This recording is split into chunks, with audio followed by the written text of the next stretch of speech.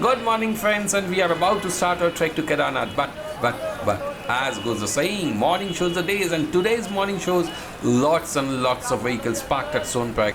There's an unprecedented rush of pilgrims this year, and everyone seems to be rushing either towards the biometric registration counter or towards the jeep stand for their onward journey on to Kedarnath.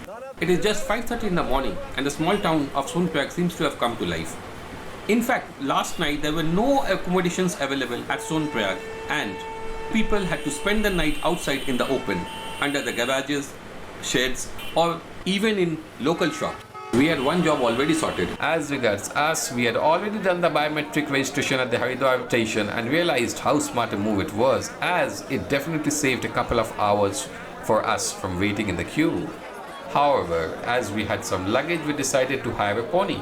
To hire a pony, you first have to find a willing pony owner who would take you to Kedarnath and request for his license. You have to present the license of the pony owner along with your biometric card at the pony registration counter at Sonpreg. Pay the requisite fee, which in our case, as on May 2019, was 2,500, and then proceed with your journey. Same is the case for those who want to opt for a doli or a kandi. Now to the next part of our story. Gaurikund is the base from where the trek to Kedarnath starts. We are now at Sonpreg, and Sonpreg to Gaurikund is a distance of 4 kilometers, and this 4-kilometer journey has to be covered by government-run vehicles, which are generally Tata Sumos or Boleros. As on May 2019, the cost of this travel was ₹30 per passenger. Cheap, isn't it? These vehicles come down from Gaurikund and take a U-turn from the other side of the bridge on the Vasuki River, picking up passengers and again drop them at Gaurikund. It would not be out of place to mention that Sonpreg is a confluence of the rivers Vasuki Ganga, which has its source at Vasuki Tal, and the river Mandakini flowing down from Kedarnath. Here too we had to stand in a long queue. This wait gave us the chance to enjoy the scenic beauty of Sonpreg. You can see the Vasuki Ganga flowing down below the bridge at Sonpreg, and the taxi stand on the other side of the bridge. When our turn arrived, we boarded the vehicle and, covering the distance in about 15 to 20 minutes, reached Gaurikund.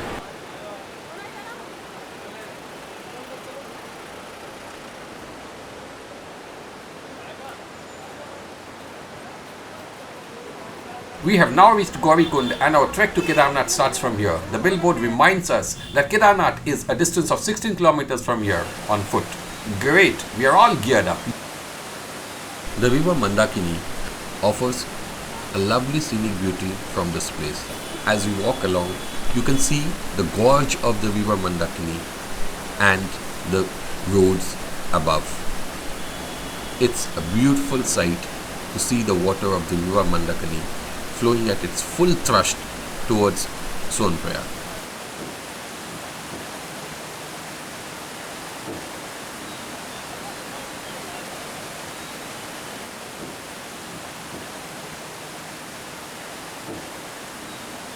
This is another view of the road after we got down from the taxi at Gaurikund.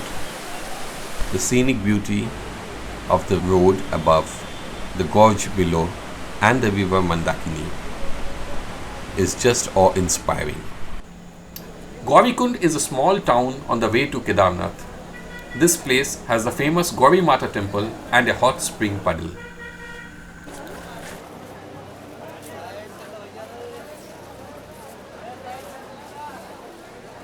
Previously, I remember this hot spring used to be a small swimming pool sort of an enclosure, but now it is just a small circular open pool where both men and women take a holy dip in the hot waters before proceeding to Kedarnath. What is interesting to note is the location of the hot spring just besides the ice-cold waters of the river Mandakini. It is an example of nature's peaceful coexistence of the hot with the cold.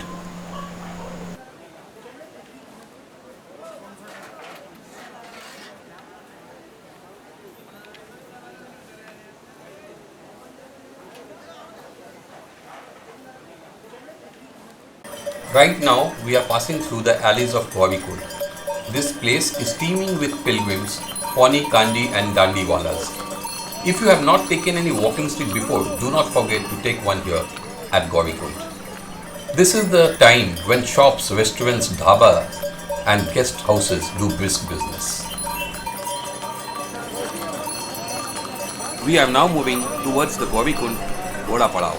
Right below, on the bank of the river Mandakini, you can see the pony stand. This is the place from where the ponies start their journey for Kedarnath. The gurgling sound of the river Mandakini makes it difficult to hear what one is speaking, even a few meters away.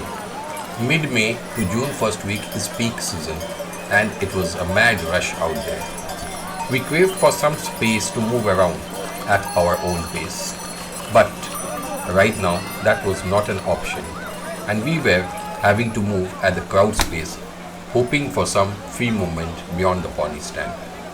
However, a little later, we moved along at our own pace, enjoying the lovely scenic natural beauty around the place.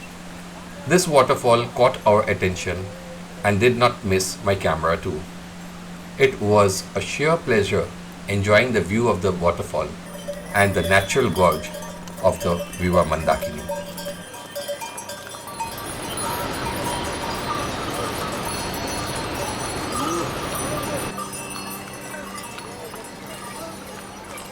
Friends, I am a nature lover by heart, and so in all my videos you would find a lot of pictures and frames of nature. Photography also gives you a chance to take your breath, look around, enjoy the beauty of nature and move along.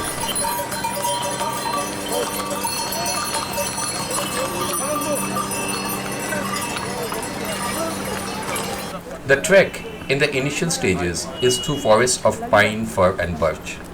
It is a trek through sun and shade. It is an encouraging sight to see pilgrims of all ages pushing up the path to reach their ultimate goal of their rendezvous with Kedar Baba.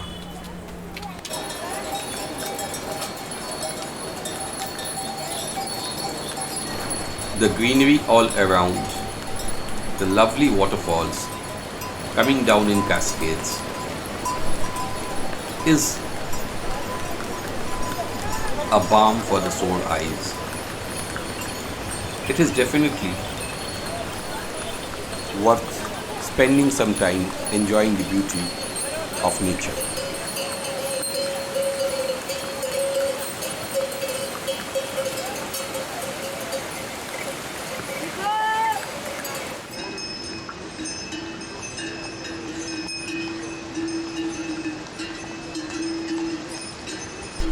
This is one view of the path that leads to Kedarnath. It is important to note or to mention that arrangements have been made at regular intervals for washrooms along the path and also rain sheds for the safety and convenience of pilgrims who undertake this journey to Kedarnath. Arrangement for medical facilities are also made available in most of the places, padaos or stoppages like Jungle Chatti, Bhim, Rambara, Lincholi, Badi Lincholi, as well as at the Kedarnath base camp.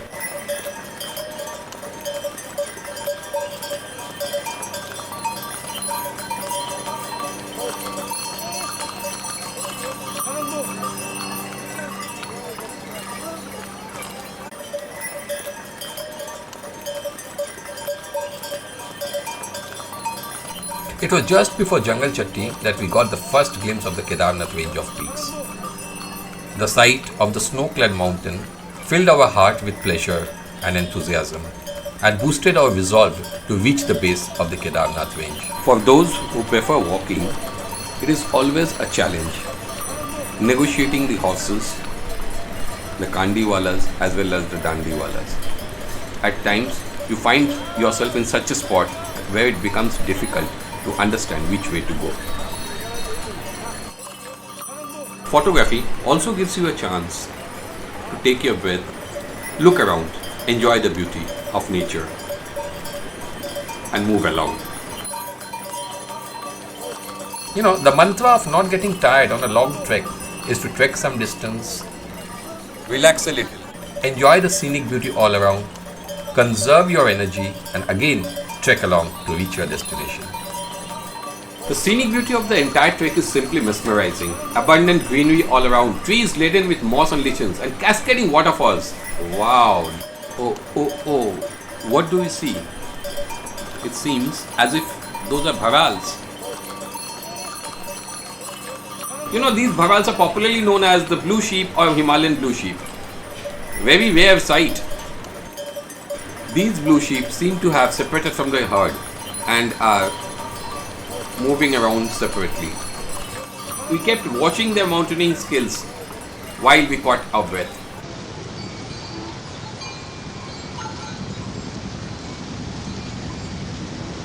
As I zoom out my camera, you can just see the beautiful river flowing through the gorge. Just look at the crystal clear blue foamy water with so many rapids. Wow, beautiful. Definitely nature at its best. This is another view of the path that we have already covered.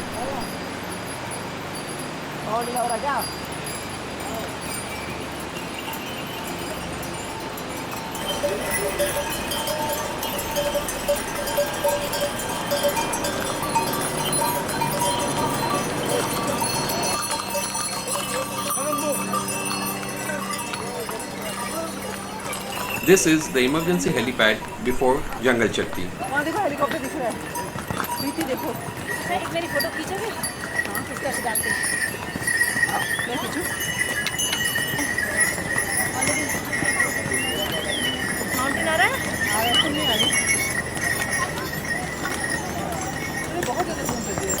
The board mentions Jungle Chatti 1.5 kilometers, Bhimbali 5 kilometers, Big Lincholi, the Badi Lincholi 8.5 kilometers and Sri Kedarnath Ji is 13.5 kilometers.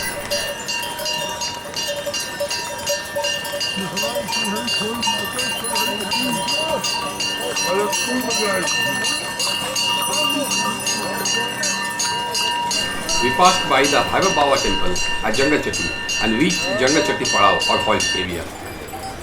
There are a number of shops at Jungle Chatti. They serve garam chai, aloo parathas, Maggi as well as pakoras.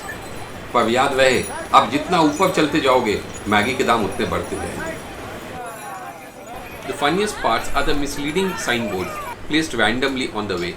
One board said Gaurikund 4 kilometers, and as we walked further, another board mentioned Gaurikund 3 kilometers.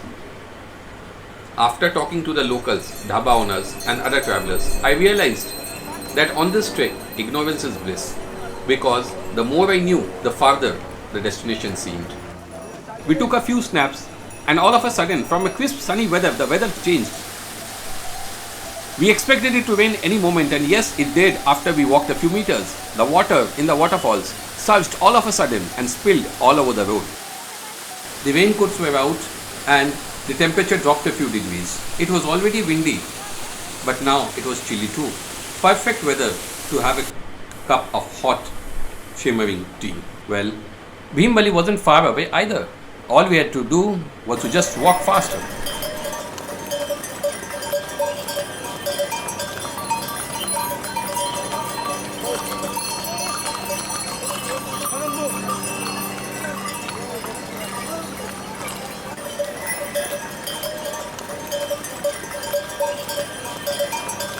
The beauty of the mountains is that at every nook and corner you get a different scenery. It's just fabulous.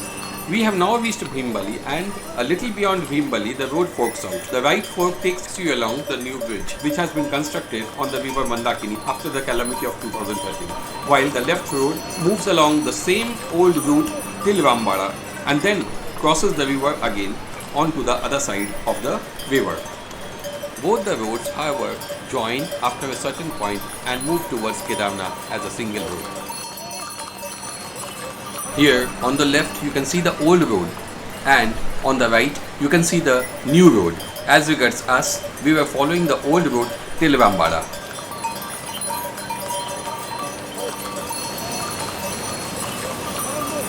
We have reached Rambara, which is nearly halfway of the entire route to Kedarnath. The river Mandakini is really inviting here, and it feels as if we want to go down and spend some time there.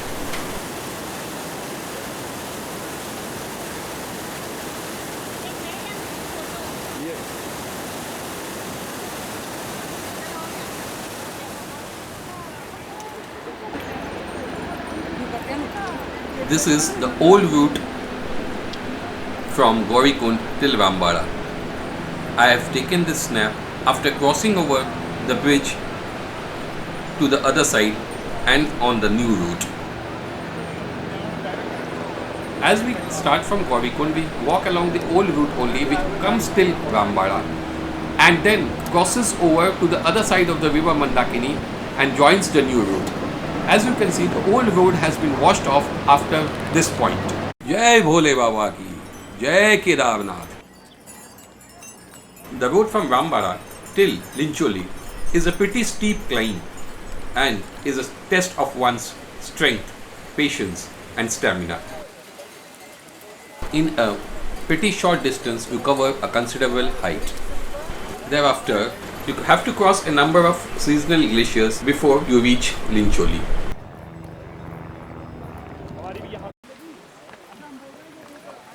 Lincholi also has a lot of stay options. Many people who are unable to go to Kedarnath on a single day often prefer to stay the night at Lincholi. Lincholi offers you dormitory type as well as tented accommodations.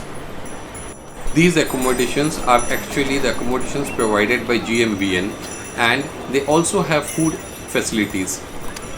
There's a small restaurant which is run by the GMVN at Lincholi for those who are day tourists as well as for those who stay overnight. After crossing Lincholi and Chani camp, our next destination is Rudra Point. There you can see Lincholi. We had passed through this place and this was Chani camp. There's a helipad beside Chani camp, and as you move beyond Chani camp, you come to a place which is called Rudra Point. Rudra Point offers a very nice view of both the road that you've already covered and the road that you still need to cover. Rudra Point offers a very nice view of the scenic beauty below and also of the zigzag roads leading to the base camp and the scenic beauty of the base camp with the Kedarnath range of peaks in the background. Once you have reached Rudra Point, the zigzag road above to the base camp may seem very daunting, but then, as they say, slow and steady wins the race. So one has to just follow their instincts and walk slowly to reach the base camp. This is again a view of the glacier which we have already crossed just before reaching Rudra Point. It is very windy here. We reached the Bhava Padav near the base camp, which is around 2 kilometers from the Kedarnath Temple. The scenic beauty of the place is simply mesmerizing, with a lofty snow-clad peaks glimmering like silver. This is the point beyond which the pony services are not allowed to proceed. Our pony carrying our luggage had already reached there. We were looking out for him. Luckily, we sighted him sitting on the top of a rock trying to contact us on the mobile. Smart chap. He was kind enough to help us carry our luggage to our hotel. We are really excited. We are very close to Kedarnath. Jai Bhole Baba ki, Jai Kedar ki. This is the first view of the Kedarnath Temple from a distance, and what a location to get a view from. Right in front of me is the half-frozen lake, or a small tal, as you can call in the Pahari language, and I am trying to capture a reflection of temple on the waters of the pond. Wow! I remember along the old route we used to get a first glimpse of the temple once we used to reach Garu Chatti. From there onwards, it was a journey along a flat road. Here too, it seems like it's a flat journey till the temple. Here you can get a very good view of the Chorabari Glacier, the Kedar Dome Peak on the right, and the Kedarnath Peak on the left of the screen. Yes.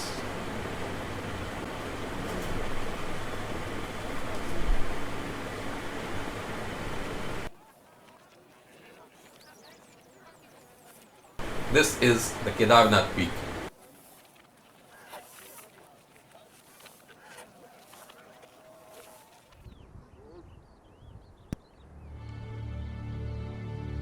My eyes fall on the Chorabari Glacier, the moraines, the boulders, and the memories of the calamity of 2013 come to my mind. This is the Kedarnath area, which you can see is being very well fortified by building of strong walls, and also you can see the river Mandakini flowing by the side of the wall.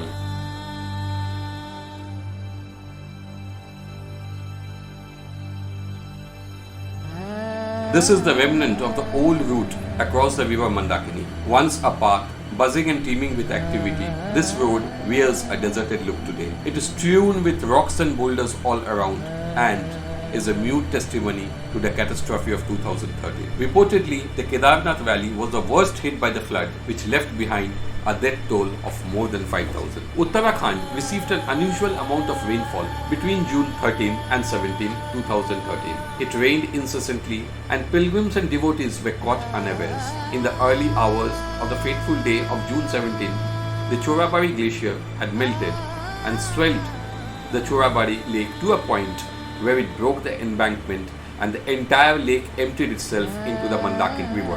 The overflowing river hurled down towards the Kedarnath Temple, carrying huge amounts of moraine, silt and rocks. It destroyed lives, hotels, houses and everything that came on its way. The heavy rainfall caused massive flash floods and landslides, resulting in the death of residents, devotees and tourists, as well as causing extensive damage to property. The flash floods affected large parts of the Kedar Valley from Kedarnath to Rambara and then on to Gaurikund and Sonprayag. That was the old path which was washed away by the ravaging waters and landslide. In fact, that was the path which we had always used on our previous journeys. Many died and many people went missing. Those who were lucky to survive stood in helplessness, hungry, frozen, ill, weak and infirm, waiting to be rescued. They had lost everything. Their only possession was their life and their belief that they would survive. They waited for days and nights for help to arrive. The army helicopters did arrive to airlift them, but by then many had died waiting. Many died out of cold and hunger. Many were rescued. Many thanked their stars as the helicopters at that time operated in tandem to rescue survivors. This abandoned path is a mute testimony to the catastrophe of 2013. But then, as they say, time is the greatest healer and humans the greatest fighters. Hats off to the resilient people of the Kedar Ghati who have moved on and brought back Kedarnath to its past glory. Today the helicopters are back in service. Today they are operating again, flying passengers to Kedarnath. For those who cannot take the arduous journey due to the health issues, or even for those who have limited time, these helicopter services are operated by 7 aviation companies from a number of places like Fata, Sarsi and Guptakashi. The helicopter services are a preferred mode for many passengers and pilgrims who travel to Kedarnath. The price for the helicopter services from Sirsi Helipad to Kedarnath for a one-way ticket was Rs 2,340 and for a round trip it was 4,680 as on May 2019. The companies that offered the helicopter services from Sirsi are the Arrow aircraft, the Kestrel aircraft, as well as the Himalayan heli services. Pawan Hans, Pinnacle Air, Chipson Aviation and Thambi Aviation operate from Fata, the price for which was 2,360 for a one-way ticket and rupees 4,720 for a round-trip ticket. Again, from Guptakashi Helipad to Kedarnath, Aryan Airways operates at rupees 3,875 for a one-way ticket and 7,750 for a round ticket. For the convenience of passengers, these companies have makeshift tented offices just near the Kedarnath Helipad. Here, you can see the offices of Pawan Hans.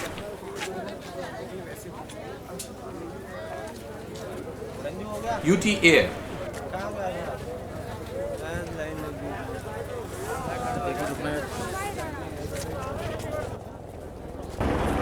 Himalayan heli services,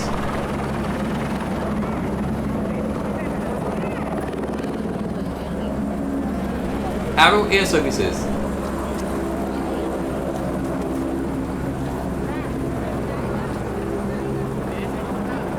as well as Thambi. There are a number of stay options available for all categories of visitors. Stay options at Kedarnath vary from low-end 10-bed dormitory tent to the more expensive Swargarohini cottages of the Rawal Mandal Vikas Nigam.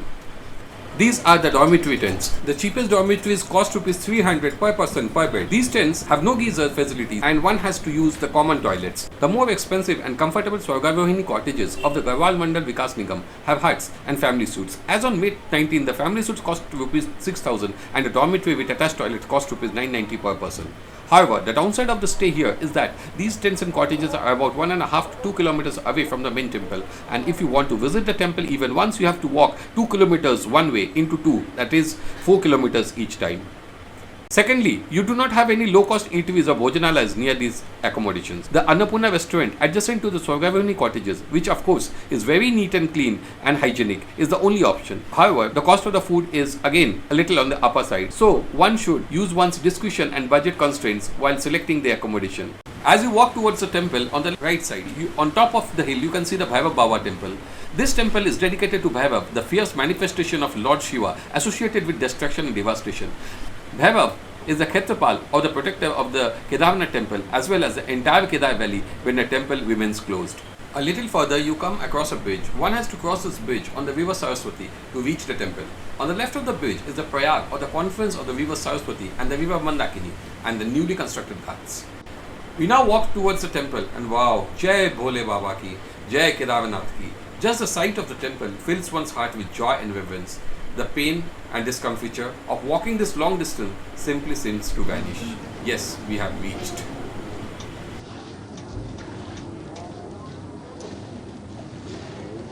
We had pre-booked our accommodation near the temple, the rates for which were pretty steep.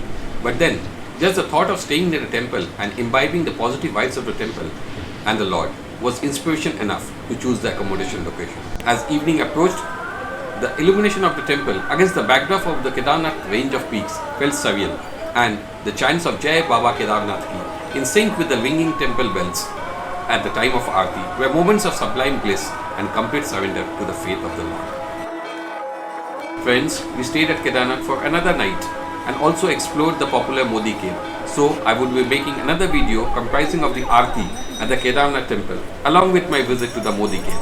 So stay tuned in for my next video, and if you like this video, please don't forget to like, share and subscribe to my channel. Till then, it's Jai Kedarnath Baba Ki Jai.